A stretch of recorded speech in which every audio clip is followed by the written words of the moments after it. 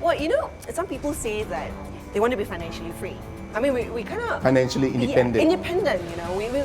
We want to be retired, where we can do whatever we want, whether it's traveling around the world or living by the beach and fishing every day, right?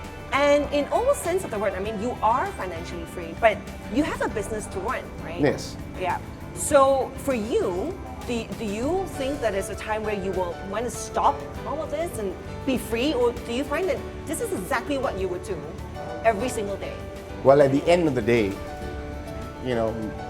I don't have any debt. That's for sure. I think everyone should aim for that goal. But to live just for money is not what I'm about for sure.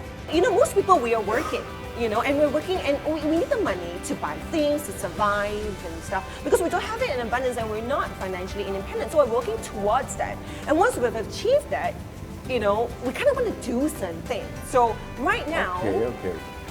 Well, there's two things here. Being financially independent, we could probably say that we can be financially independent. But you've built something, right? And you have a responsibility over the entity and the company that you built. And in that company, there must be, we have 11,000 people. So the responsibility is not about money. It's to ensure that you continue to build a very, very sustainable business so that other people can also come and enjoy and be productive in the company and the initiative that you've started. So that becomes a responsibility, and you can't walk away from that, really. Until the point where you find somebody else that is a successor to what you have built, and then really you are independent. Because putting definition at just being financially independent is not really being independent. If you were financially independent, what would you do with your life? But for you, if you were responsibility free right now, what would you do? I would go sailing. Really? I would go skiing. I would go learn how to ride a horse, maybe. Do something different. All sports related? And do a lot more social responsibility stuff like charity, which we do quite a lot in the group. What about adding value to ourselves? You have so many employees, right? How does a person stand out? What is the one trait, what is remarkability to you? I think the one trait is someone that has skills, has integrity, in what they do, and committed to the goals that they themselves propose on how to achieve in the company. And not so committed to how much money they get as a salary. Because again, and I always come back, money is not the end all. There's a lot more to life than just money. Do you believe that money will come when you work hard? Yes. The universe will somehow work its way around it? Yes. I think there's no shortcut. Having a good idea is very important. By the end of the day, luck and hard work is also a big component of success. How do you define luck? Do you think we create our own luck, or do you think some people are just born lucky? I think the harder you work, the luckier you get. Because opportunities will come and you're able and ready to capitalize on it. What kind of challenges do you think we have here in Malaysia? No different from any other place. It's always the opportunities that you need to create. A lot of times people will say, opportunities are not given to them. But actually, the right mindset would be, we have to create our own opportunities. And to do that is by working hard. By having good ideas, by working very hard, by having a vision for sure, and aspiration, and most importantly, believe in oneself. This whole belief in oneself thing, right? So sometimes you believe in something. Maybe it's never been done before. So you're trying to innovate, or you're trying to be, think out of the box, and that rocks the boat a little bit, right? In developing the companies that we have today, and the formula for our success in Sapura is that we always do something different. Okay.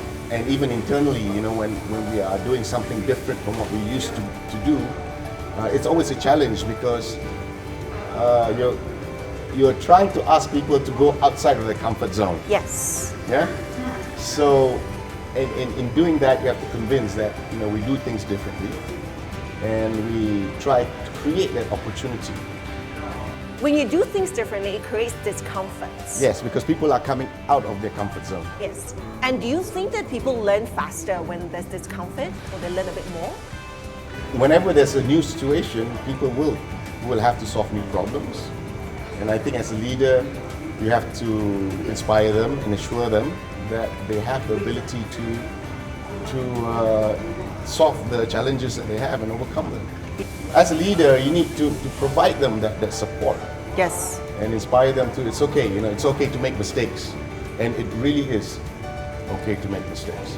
Because the precursor to success is to make as many mistakes as possible. One of the key to success in our company is that we've always brought in many innovative young people into the group that generates a lot of ideas that we pursue. Speaking of young people, let's talk about Generation Y a little bit, okay? Yeah. Because nowadays when you bring up the young people, right, it's like, they have no loyalty, short attention span, they cannot concentrate on the task for too long, 3 years is already, we move to the next company, that's like a lifetime, as opposed to the baby boomers when, 20, 30 years, that's loyal. In your opinion, when you have young people in your company, do you find that happening? Or do you think it's the exact opposite? I think we need to be very careful with this assumption. Yeah? Yeah. I think it's important for the older generation to also listen very carefully to what the young people are saying, because they know their world better. Yeah, and they are making this decision to develop a world that they will live in 20 years. Right. Yeah, for us, we are already living the world that we created before. Yeah. So not to just too eager to discard what young people say. I think there is a role that the wiser older people is to guide and to give them some wisdom, but not to discount their ideas and their opinions and just disregard because they're young. It's nonsense. I think that's a very dangerous way to go.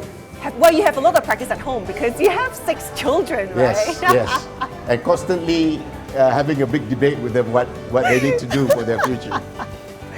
Are you okay with them just deciding what they want to do, whether it's music, theatre, dance, or? Absolutely. I have one son that is doing petroleum engineering. I have another son doing accountancy, another son in boarding school, not knowing what he wants to do yet. I have a daughter doing architecture, another one doing masters in business law.